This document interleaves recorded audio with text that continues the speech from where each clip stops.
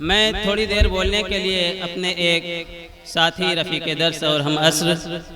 مفتی عزیز الرحمان صاحب کو دعوت دیتا ہوں کہ مولانا تشریف لائیں اور 2-4 منٹ تمہیدی کلمات سے ہم سب کو نوازیں۔ بسم اللہ الرحمن الرحیم۔ الحمد للہ وحدہ والصلاة والسلام علی من لا نبی بعدہ، اما بعد۔ معزز سامعین، عزیز نوجوانوں اور معصوم اور پیارے بچوں، ہمارے رفیق درس حضرت مولانا محمد محمود صاحب قاسمی جو آج کے اجلاس کے ناظم ہیں، ان کی فرمائش پر جملہ معترضہ کے طور پر آپ حضرات کے سامنے حاضر آیا۔ حاضرین، یہ جلسے اور جلوس، یہ دین کی باتیں ہم سب کے لیے مفید اور کارآمد ہیں اگر اس کو مثبت پہلو سے دیکھا جائے تب۔ اگر منفی پہلو سے دیکھا جائے،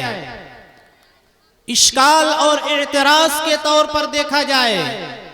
تو یہ جلسے اور جلوس کارآمد نہیں ہوں گے، چونکہ ہر چیز کے 2 پہلو ہوتے ہیں، ایک مثبت ہوتا ہے اور ایک منفی ہوتا ہے۔ اس لیے ہمیں ہر چیز کو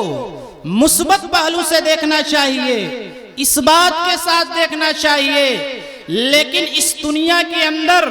ایسے بہت سارے لوگ ہیں جو ہر چیز کو منفی پہلو سے دیکھتے ہیں، ہر چیز کو منفی انداز میں دیکھتے ہیں اور اسے کسی نہ کسی بہانے اور کسی نہ کسی طریقے سے اس کی خامی اور اس کی کمی کو نکالنے کی کوشش کرتے ہیں،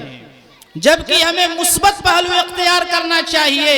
اس دنیا کے امام الانبیاء، خاتم الانبیاء جناب محمد الرسول اللہ صلی اللہ علیہ وسلم اس دنیا کے اندر آئے، چاہے مسلم ہو، چاہے غیر مسلم ہو، چاہے بچہ ہو، چاہے بچی ہو، چاہے جوان ہو، چاہے بوڑھا ہو، چاہے دنیا کا کوئی بھی فرد اور شخص ہو، اللہ کے نبی صلی اللہ علیہ وسلم ہر شخص کے ساتھ ہمیشہ مثبت پہلو اختیار کرتے تھے، تاکہ ایمان کے داخل ہونے میں، ایمان قبول کرنے میں، حلقہ اسلام کے آنے میں، حلقہ اسلام کے داخل ہونے میں کسی قسم کی تکلیف اور کسی قسم کا انہیں وسوسہ اور شبہ نہ ہو۔ اس لیے ہمیں ہر چیز کے اندر، اگر ایک عالم تقریر کر رہا ہے، اگر ایک عالم نظامت کر رہا ہے، اگر ایک قاری قرآن کی تلاوت کر رہا ہے، اگر ایک مدرس مدرسے میں پڑھا رہا ہے، اگر ایک مدرسے کا ناظم نظامت کر رہا ہے، اگر ایک مدرسے کا صدر مدرس صدارت کر رہا ہے، تمام کے تمام شعبہ جات کے اندر ہمیں ہمیشہ مثبت پہلو رکھنا چاہیے اور مثبت پہلو سے دیکھنا چاہیے، تو اس سے ہر ایک کا فائدہ ہوگا، فائدہ ہوگا اور ضرور فائدہ ہوگا۔ اس لیے آج کا یہ جلسہ عظیم الشان اصلاح معاشرہ، چھوٹے چھوٹے اور معصوم اور ننھے منھے بچوں نے انعقاد کیا۔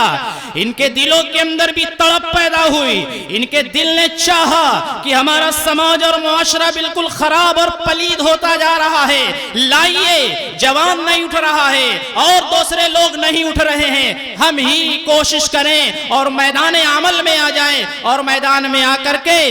سماج اور معاشرے کی اصلاح کے لیے ایک پروگرام کا انعقاد کیا جائے، جو آپ حضرات کے سامنے پروگرام کا نقشہ موجود ہے۔ آپ حضرات دیکھ سکتے ہیں ان معصوم بچے کی محنت کو، ان ننھے منھے بچوں کی کاوش کو، کہ انہوں نے کس طریقے سے محنت کر کے، انہوں نے کس طریقے سے کوشش کر کے آج کا یہ حسین سا اور خوبصورت سا پروگرام سجایا ہے اور منعقد کیا ہے۔ اور آج کے اس پروگرام نے